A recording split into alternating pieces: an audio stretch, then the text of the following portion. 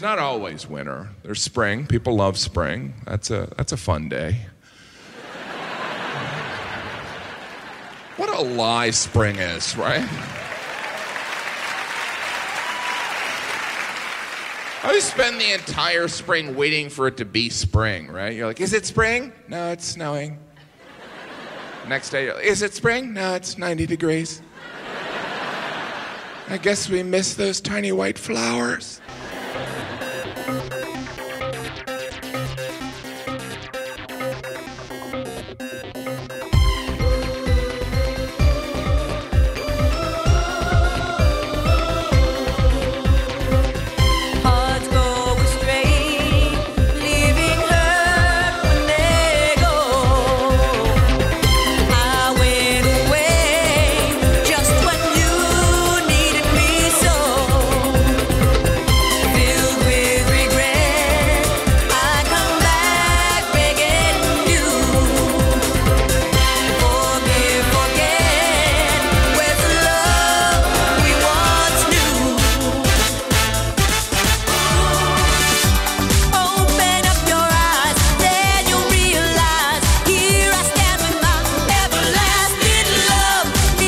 It's 7:07 at WRJN Radio. Thanks for joining us here on this Wednesday, March 20th.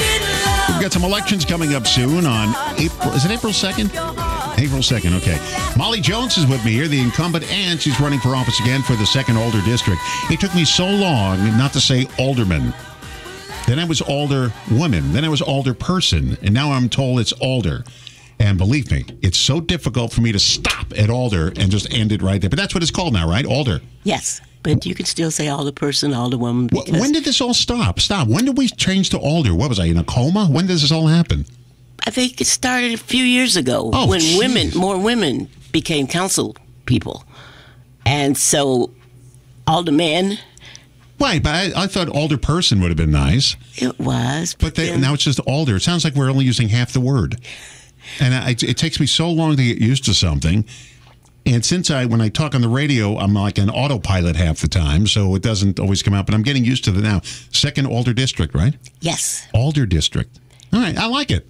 It's got a short ring to it, short sound to it. Now, the 2nd Alder District is, let me see if I got it right here. It's along the lakefront, and it's from 11th Street down to what, 21st? 24th? 21st, Karan Butler Drive. Okay. But it does split off different there. Yeah. When we get to Center Street on Karan Butler Drive, we go across, and that's still Racine.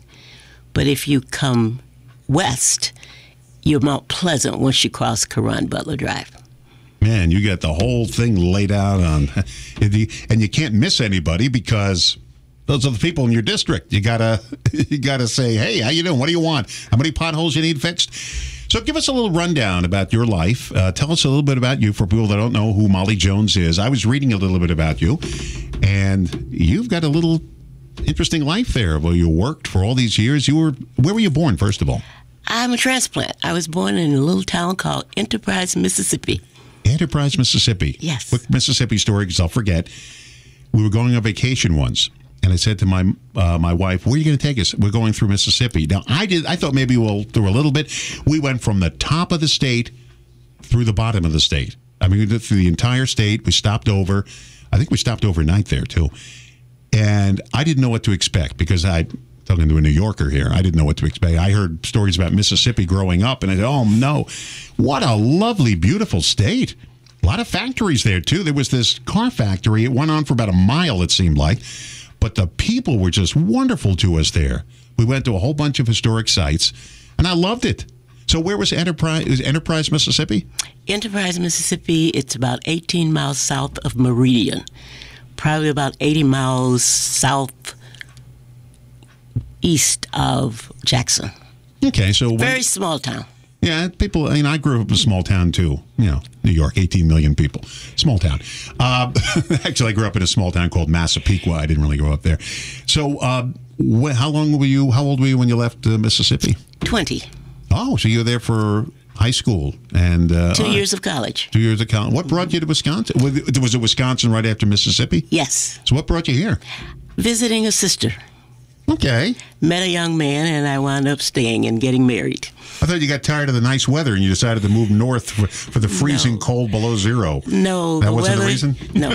The weather here was very brutal. The first year I came, it snowed almost like every day because I came in 1966. Okay. And it was a really bad winter that year. Yeah, that, especially if you're from the South, the first time you come here and experience a bad winter, it's like, whoa, where did I move to? All right, so you came here and you were 20 years old. What'd you do when you got here? Looked for a job. But at the time, the market was very slow. So I actually found a job in a little place called Metal Parts. They made little motors for airplanes. And I needed a job. My parents always taught me to work. You're talking about model planes? No. Big planes? Yes. Oh, okay. And so I worked there for like a year and a half. All right. Because the market was not very well for jobs at that time. Because I had majored I have an associate degree from Meridian Junior College in Meridian, Mississippi. And it was for Secretary of Science. But at the time, no one was really hiring. And I was living with my sister. So I found that job. Paying 75 cents an hour. And I worked there for a year and a half. Wow. Now, did you have any jobs when you were in Mississippi? Any other jobs before then? Not really. Okay. I actually worked in the fields when I was in Mississippi. Okay. All right. So you worked there for a year and a half. What happened after that? Well, I got married. And I found another job at, I don't know if you've heard the place, Foundry Allied, Wisconsin Pattern. Mm-mm. I worked there as a receptionist. It's on 18th Street. And I worked there for, till 72. I'm doing math here. Carry the 1, hold on, 2. I started. Square root of 3. I'm trying to figure out how long you were there. About 6 years, 5 years?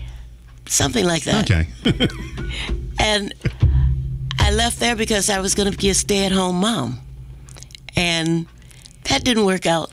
So I started looking for a job, and I found a job at Case Corporation in 1972. I started there. Mm-hmm. Well, no, 73. And you were there a long time. 33 years. 33 years? Oh, 33 years I was at Case. Wow. And you left there in what year?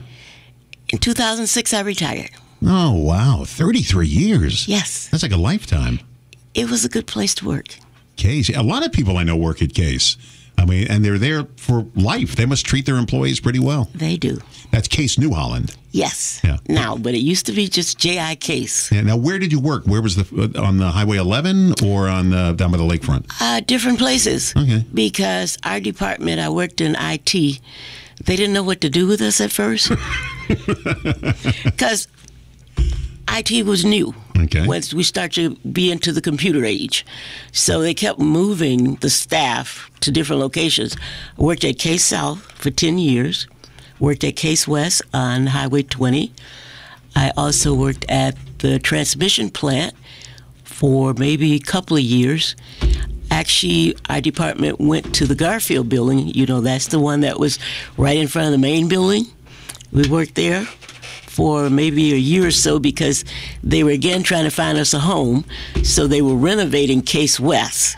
And so we stayed there almost a year, and we moved back to Case West. So when I retired, I was at Case West. Now, you retired, but you didn't really retire. You retired from Case. Retired from Case, but at the same time, I was also doing part-time at Boston Store. So I stayed there. For how many years? Until 2014. So I started in 2000, and I stayed there until 2014. That's the Boston Store Regency? Yes. What do you feel now about it? Do you see it lately?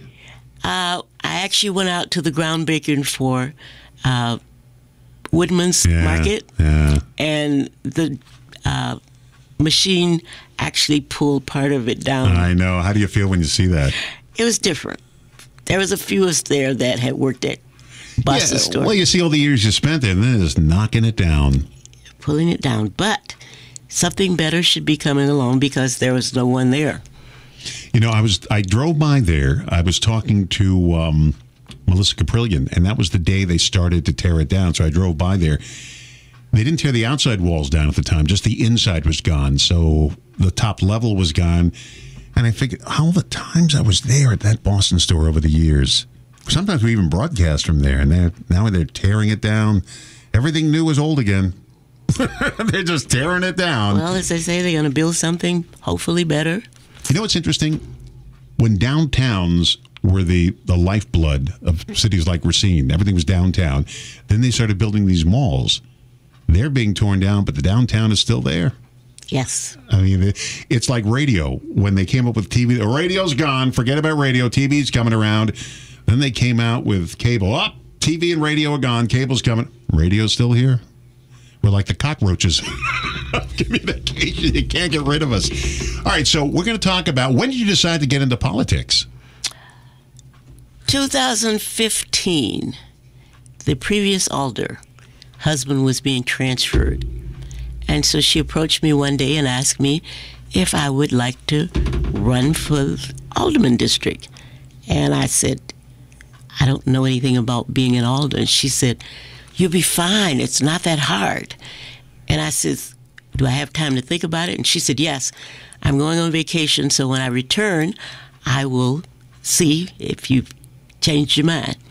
So she came back, and then another few people, like Neighborhood Watch people, they also encouraged me to work, and there was, to run, rather. And there were a few other people that encouraged me. So at the time, it would be an appointment because she left midterm. And so I had to go before the council, and they asked questions, and there were 6 of us. And I was like, oh, goodness, some of these people may be, more politically inclined because I've never done anything like this before. And I won. Some of the best people in politics are the people who've never done it before. No. Because you aren't spoiled yet. That's a clean slate when you get in there. It's just, you don't know, you don't have set ways. So hold on a second. We're going to talk more about this, how you got started and where we are today, and you're running again for the 2nd Alder District again. So we're talking to Mollie Jones this morning. She is our 2nd Alder District Alder. Sometimes it just slips out. I can't stop it. She's our 2nd Alder for the district, and she's running again for the election. Is coming up April 2nd. So we'll talk more about that in a moment. It's 7:19 at WRJN Radio. We're looking for sunshine today with a high near 36. On this first full day of spring, clear tonight, lows 23, partly sunny, highs near 35 tomorrow. Right now, the sun's coming up. It's 33 degrees and gorgeous this morning. 7:19, I'm Don Rosen. Thanks for joining us here at WRJN Hometown Radio, refreshed civic media station.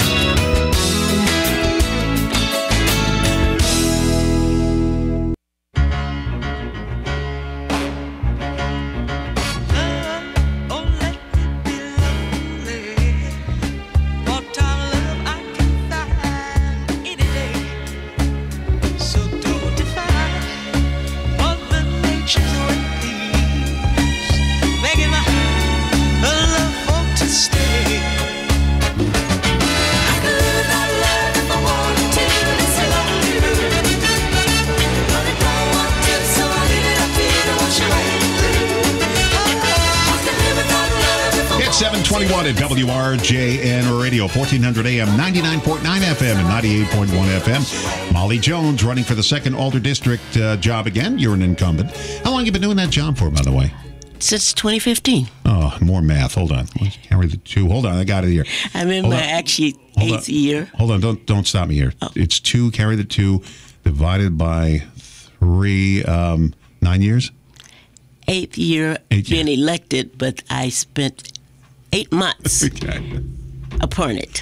All right. It takes me a lot. I can't do math without a calculator. I was appointed in August of 2015. Oh, that's right. Came in midterm. Yes. Yeah. August of 2015, and the election was held in April of 2016 when I had to run if I wanted to retain the seat. You like doing it? Yes. Good for you. Good for you. It's always good to have somebody doing what they want to do and have a good time doing it. Okay, so why do you want to run again? Because there are some things that I started that I would like to finish, such as College Avenue. That's our 120-year-old brick street in the historic district. They had paved 3 intersections, 16th, 17th, and 18th, with asphalt. And the residents on that street are very passionate about the bricks. Most of them will tell you they moved to there because of the bricks.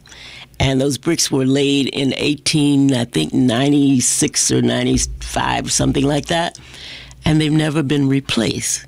So think of all the streets in Racine that have been replaced multiple times, and the bricks are still holding. Now, we have some depression in some of them. That's the next challenge.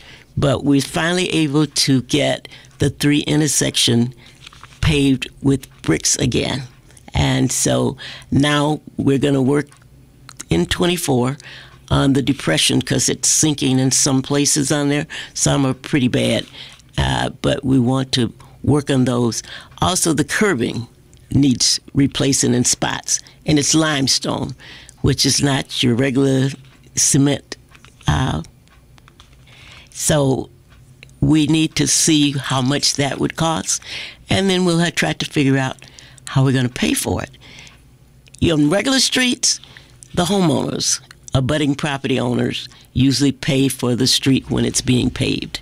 But since this is an unusual street, we try and come up with some funding, or we'll see if the residents want to chip in and pay like the other residents. We haven't quite figured that out yet, but we just know we have to fix the depressions in the street because it's sinking, like potholes, but they're not potholes. I run over the cobblestones, the bricks, every day on the way home when I'm going down 16th Street and I cross over College. You hit that little tiny section. And it is so quaint looking, especially in fall when you're looking down the street and all the trees are changing color. It's like stepping back in time. Yes. The only thing missing is a horse and buggy on the street. Put that on there, and we're literally back to the 1800s. Well, we still have some of the horse, I'm not sure what the name of them hitching called. Posts? Yes, yeah. That are on the street. Yeah, I know. I've seen them. Yeah, some of the old hitching posts are still there. I mean, my house is over 114 years old before cars were here. And the reason I don't have a garage is because there was probably a horse and not a car. So they never built a garage on the house. Okay, so that's part of your district. That's what you're looking for. I have some items I want your opinion on. And let's talk about the big one, the big C, crime. It's on everybody's mind. I mean, there's not one place you can live in America. I don't care if you're living in the most expensive neighborhood in the world, you still have crime. I mean, I watch enough Dateline on TV to know that there's crime in the most ritziest neighborhoods in America, not just the poorest neighborhoods. So it's there everywhere. And I don't think we're ever going to get rid of it, but what's your opinion on how to curb it just a little bit? I think we're better as the police department now is getting back to full staff. We are actually down in crime in my district and the city, according to the COP officer in my district. And Chief Ramirez just said it the other night. We're actually down. They reorganize in the police department now, so they are also partnering with other agencies within the area, like Mount Pleasant, Caledonia, and they're also partnering with FBI and those organizations. And they have what's called a data analyst that are putting different crimes into computers so they can better tell you if somebody shot a gun or shot at you, perhaps, in Racine, and they get that casing. They pick that casing up, take it into the station. They can log it in and pull up data that can say this casing was used for a crime down in Chicago. Wow, okay. Yes, so that's some of the new technology that we have within the department, and hopefully that's going to help curb some of the violence that's going on. Although we don't have as much as we've had in previous years. In the 2nd District at one time, back in the 70s and 80s, there was a lot of crime in the 2nd District. But now we don't have as much. We were having a lot of car thefts a couple of years ago, but that has diminished almost to zero now. You don't hear of it that much, according to officer neighbors. We have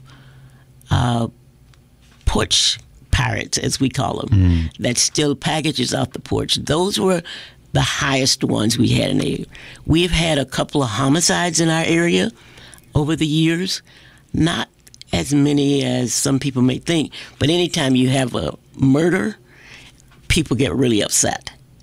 But And rightfully so. yes, but you don't have a murder every day or every month, even every year. But once in a while, you do have one. And you're not going to get rid of crime. It's just No. it's going to be here since the days of Cain and Abel. I mean, there was a murder when the world first started. So it's always going to be here in one shape or form or another. The idea is, how do you make it less and less, and how do you protect yourself from it? And you gotta like with porch pirates, you got to find a way to get your packages somewhere else than sitting on the porch, or have a neighbor, if they look out and they see a package, take it in for you. Cars, you could put clubs on the cars. People, won't steal your car if they see a club on the wheel. I was reading a thing about stolen cars, and they said, put the club on, but make sure when you put it on the car, it's very visible from the window, because the purpose is to see the criminal see the club on the steering wheel, and then they won't even bother getting in. But if you're going to put the club on a way where you can't see it from the window, they're gonna break in first and think, they got a club. But if they see it from the window, they'll avoid your car and move on to another one. It's you don't want him to move on to any car, but it happens. One of the ways, I was just going to say, one of the ways that I was told, we have Neighborhood Watch. I don't know if you ever heard of Neighborhood Watch. They were in yesterday. The okay. executive director of Neighborhood Watch was sitting in your seat yesterday. Okay. So they also meet. We have a meeting at the COP house once a month on the third Monday of the month, where we invite neighbors who are having problems to come in and discuss them, because we have an officer there. And so we do that each month. So I have always worked with them even before I became alder, because they were trying to help with the police department on crime. Hold it right there. We'll continue in a moment. Mollie Jones is here. She's your second Alder District person, and she is running again on April 2nd. Stay where you are.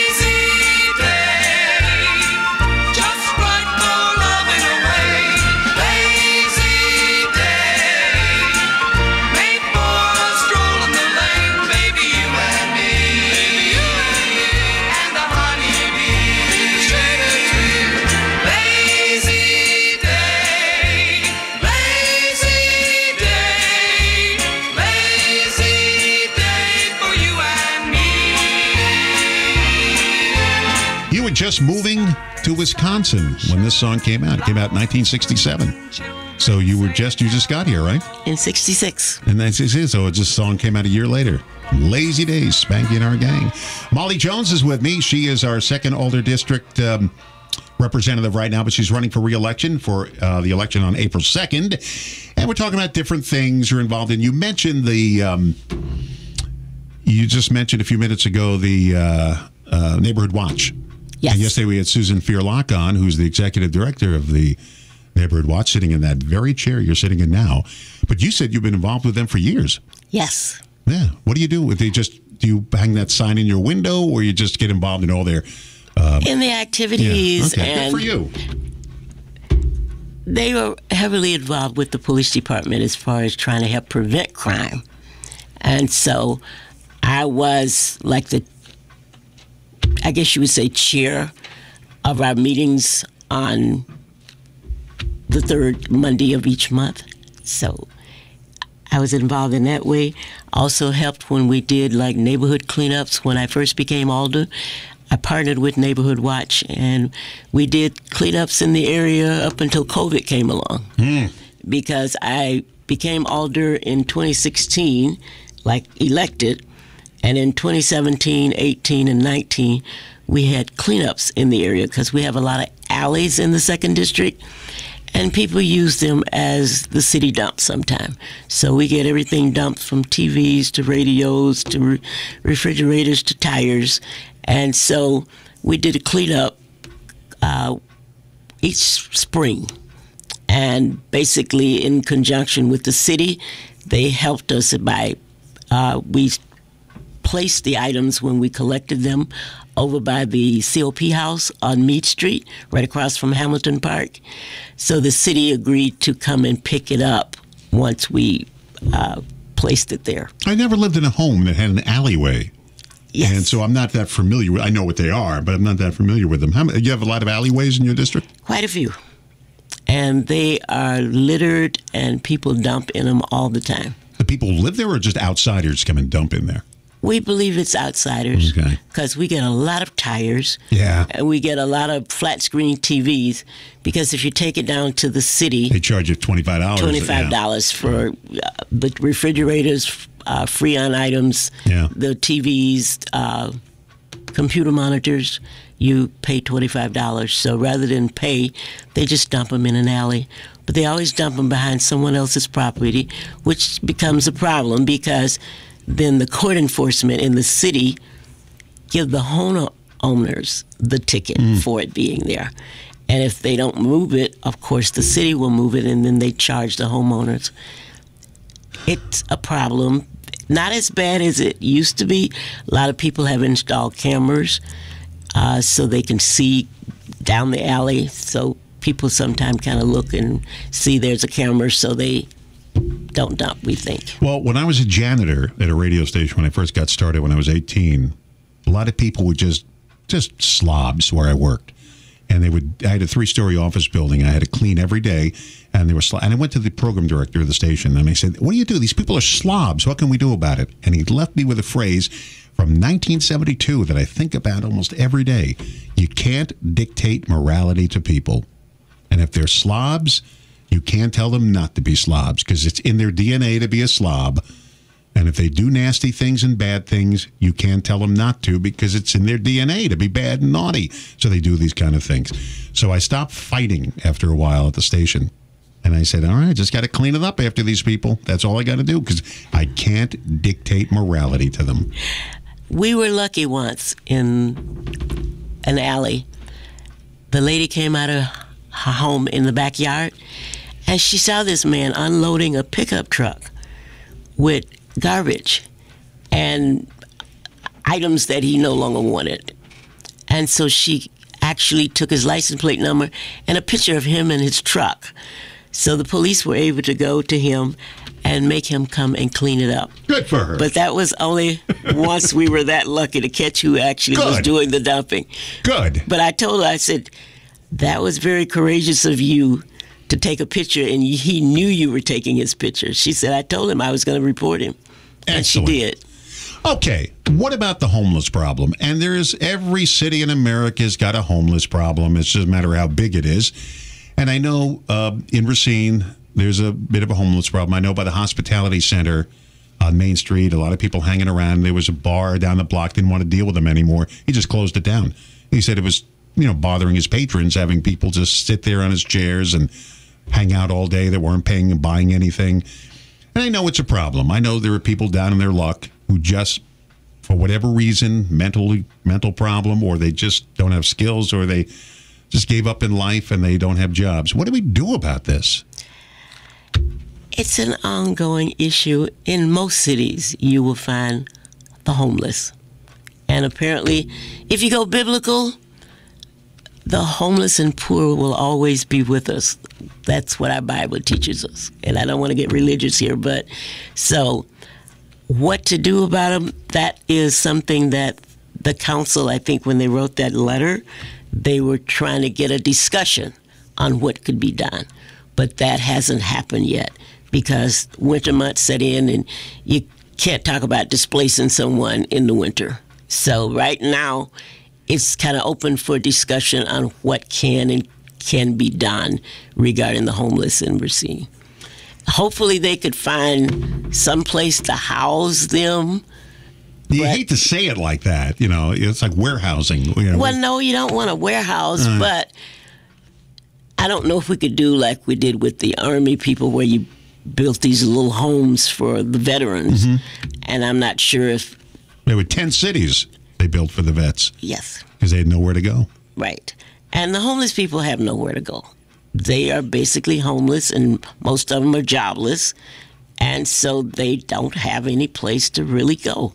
So you and I are blessed. We have a home to go to at night. Yes. And you really are blessed when you have a place to go at night and family to go to. A lot of people don't have that. I don't know how a homeless person deals with the winter in a city like Racine. Well, they do go over by Halo. Okay. And Halo tries to find them houses.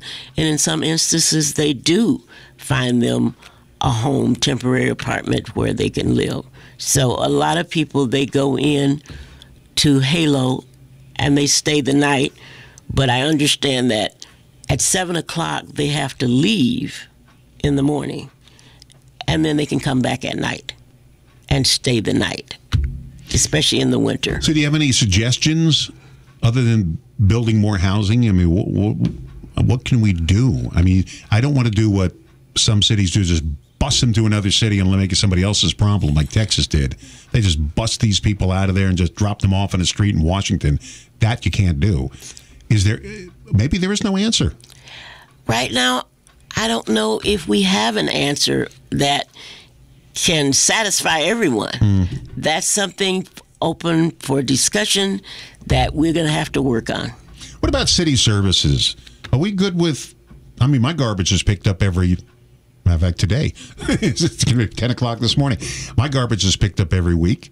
My streets are always plowed. I live on a busy street, and the streets are always plowed.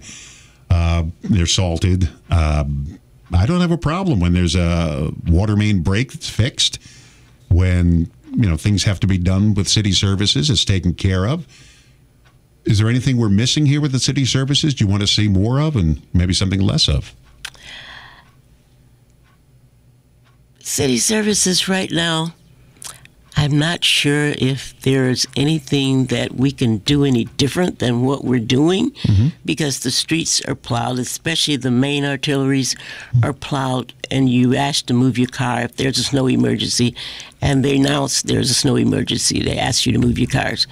Unfortunately, some of our residents do not adhere. I know. Which does cause a problem, because when they do not move their automobiles, the plows can't plow the street. So once they dig themselves out and move, because we have alternate parking, the people that park on the street sometimes have to park around the corner from their homes because they can't plow, because once it freezes, the plows doesn't come along and get it anymore. So it's a problem with that. But this has been a good season because we haven't had that much snow. So we haven't had that much problem because, as I stated, people aren't moving their cars like they should for alternate parking. Here's another problem when people don't move their cars. When they plow, get it all over with. I'll shovel my driveway. I'll plow it out.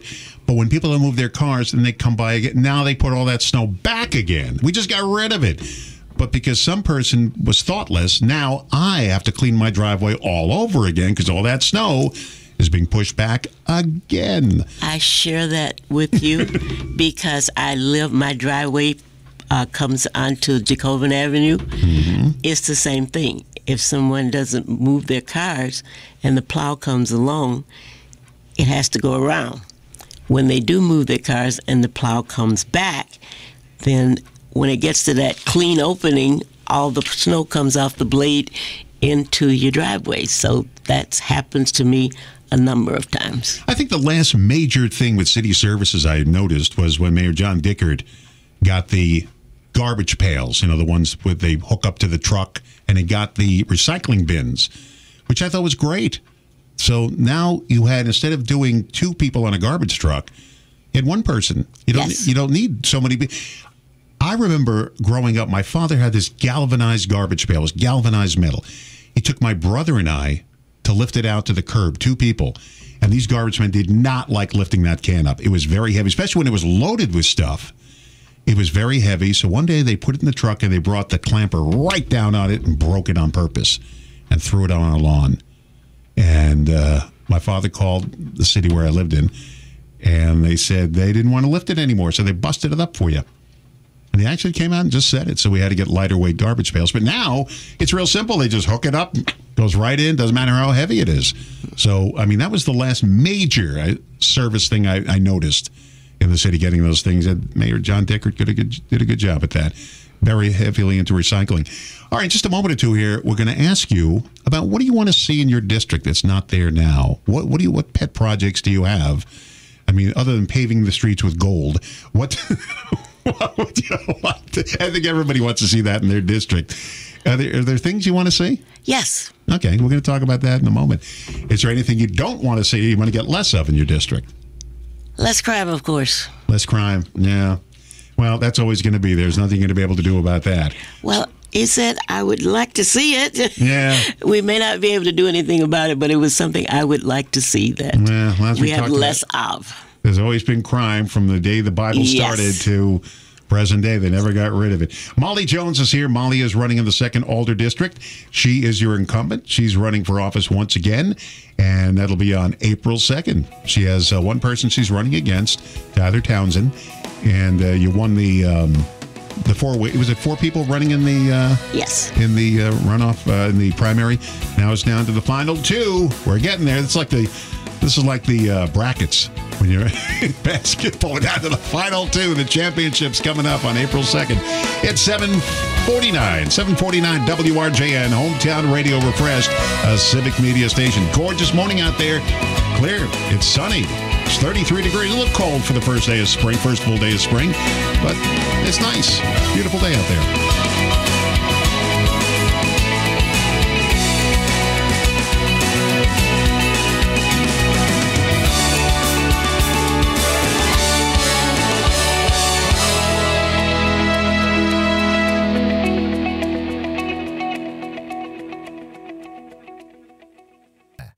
Up on the roof.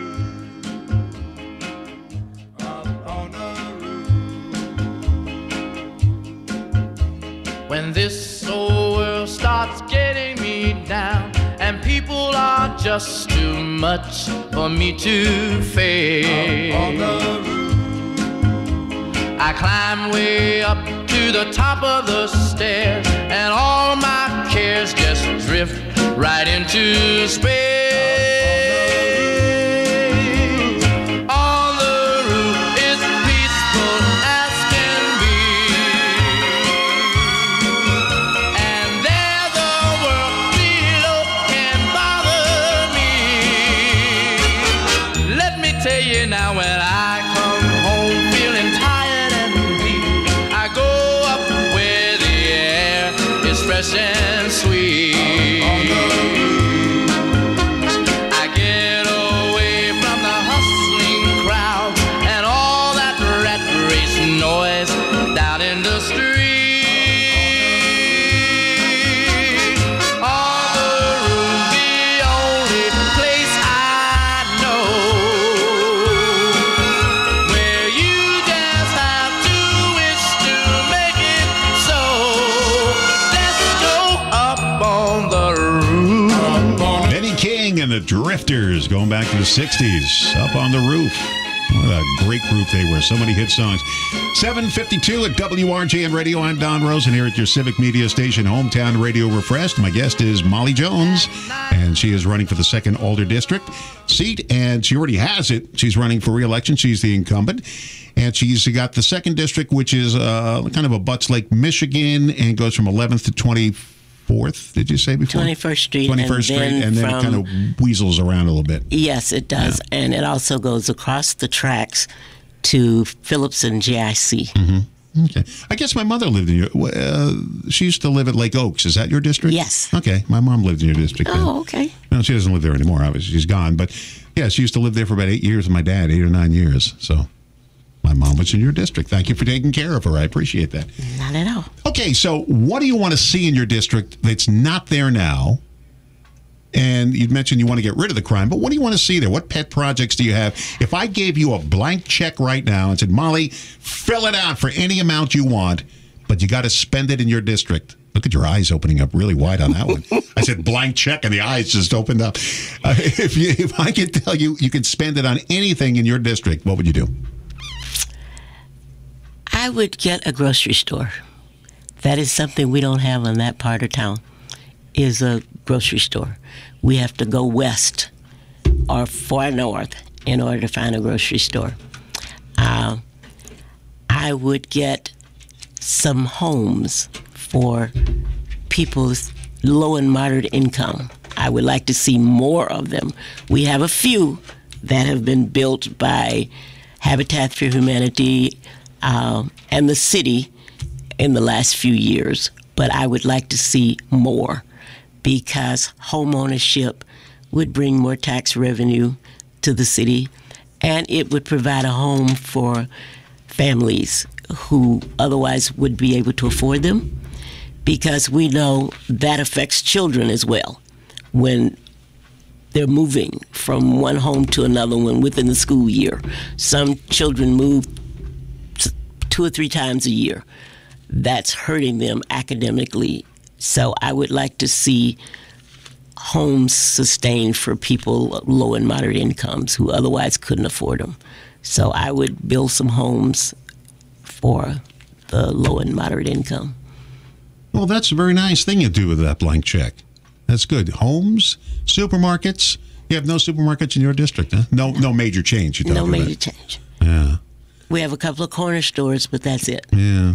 The nearest one we find is the Piggly Wiggly's on Durand Avenue. Yeah. Did the other Piggly Wiggly close down on Highway 20? On Washington, yes. They closed down, huh? Yes. Piggly Wiggly, the first supermarket in American history. They were the very first one ever. Before there was any other big chain stores, Piggly Wiggly was the first supermarket in America. They were before A&P? They were before anybody. Piggly Wiggly was the first supermarket. Didn't realize that. Yep, Piggly Wiggly with Porky Pig. That's all, folks. That's their logo. Okay, so you're going to talk now to the voters. April 2nd is the election. Yes. And it's between you and someone else. So convince the voters right now. I'll give you all the time you want right now to talk to the voters directly. Thank you. As I stated previously, or maybe we didn't get to that part, I've lived in the 2nd District for over 50 years. I moved there, bought a home and moved there in 71. So I've been there over 50 years. I've seen parts of the district at worst, and the community that has now attracted new residents and some new homes that are being built. We have some new infrastructure that we've done over the past few years with streets and alleys that are being paved. But as we know, it's a process to get a street paved. The homeowners have input into that. And if the street is turned in that it needs to be paved, and more than 51% of the homeowners say they do not want it paved, then the city at that time is unable to pay it. So now that can be a problem. But just to say that you're working on it, some streets sometimes are turned in to be paved. But like I say, if the homeowners decide that they don't want to pay for it, then it's diverted to the next years that it comes up.